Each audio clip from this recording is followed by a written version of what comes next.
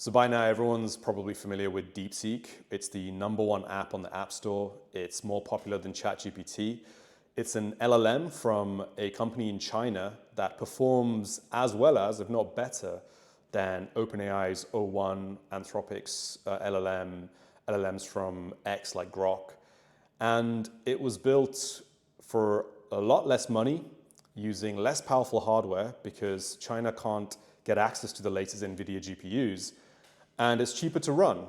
And it's open source, so you can download it and run it on your own machine, which I have done. By the way, the cloud version is still better because running it on your own machine, unless you have a really powerful machine, it just takes a lot longer. But the fact that you can do that, and running it locally, by the way, removes all the censorship and other limitations they put on the cloud version. The fact that you can run it locally is huge. And not only have they open sourced it, they've actually released a research paper explaining exactly how they made it so that other people can reproduce the results. I mean, this is a great kind of milestone in open source and open research. And this is how AI research should be. And ironically, this is what OpenAI was supposed to be, a non-profit furthering the advances of AI in public until they chanced upon the ChatGPT architecture and decided to become profitable. Fine, but China's now giving them some serious competition, and in the long run, this means lower cost AI for all of us. So it's a win-win for the consumer, and it's a win-win for AI research as well, I think. But putting that aside, I think what's really interesting is the reaction we've seen in the Western Hemisphere to this. A lot of people, and particularly investors in companies like NVIDIA, are taken aback by this. People are shocked to see how good this is and how legit this is. I see so much disparaging of China and Chinese technology in the West. People look down at China.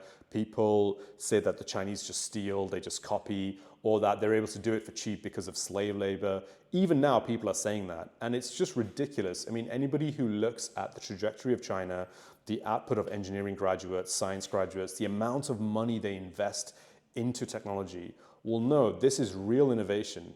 And they're really pushing for it. And it's almost it's not almost, it is a national imperative for them. So back in 2015, 2016, China instituted a program called Made in China 2025. And the idea was for China to become the world leader in 10 different sectors. And if you look at the progress they've made over the last 9 years, they've almost caught up in all 10 of them. And they're actually leading the world in 4 of them, including electric vehicles, as everyone knows, shipbuilding, power generation.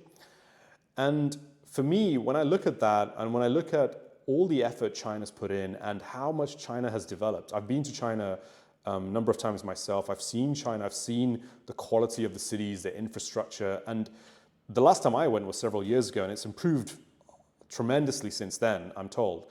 So if you're aware of all of this, then it doesn't really come as a surprise that China's doing this well in AI. Of course it is. They've got access to huge amounts of data. They've got a massive engineering talent base.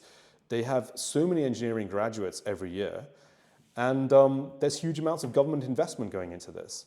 And the West has tried to stop China from rising by denying them access to the latest technology. And that's what all these export controls that America's putting out are about. Stopping China from getting the latest EUV lithography machines so that their fabrication manufacturers, their fabs, can't manufacture the microchips that TSMC can to the same nanometer level. And this has all driven China to find ways to work around these export restrictions, to grow home companies that can do exactly what all these other companies can do. Now, it's going to take them a really long time to catch up on that particular point because semiconductor manufacturing is so difficult and it's a global supply chain that makes it possible. But I feel pretty confident that China will. They have the money, they have the people, they have the national drive, they have the focus, they have the stable politics to get this done. That's the other thing. They're not changing political parties every 5 to 10 years. They can just plan ahead for the future.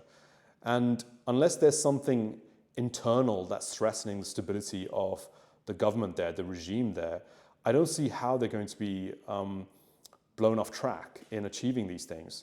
And this is just the first sign of it, this AI LLM. And I think it's also interesting to point out at this point India's reaction to this. So on X, I'm seeing a lot of Indians questioning why it is that China is able to do this and India isn't. And in fact, people reference Nandan Nilekani, the founder of Infosys, who has often been saying that India shouldn't even bother trying to build foundational LLM models because it wouldn't be able to compete with the Americans on compute and capital, and India should therefore just focus on the upper layers. And what China has done here, building DeepSeek at such low cost, has just shown India that actually that was a mistake. India could absolutely build foundational models that compete at an equal level to those Western models, and India should do that. And I'd like to see India do this. I'd like to see a shift change in India's approach to AI now. India absolutely has the talent to build this AI. It just needs the will, it just needs the organization to do it. So it's interesting to see that reaction from Indians, and hoping that positive things come out of that.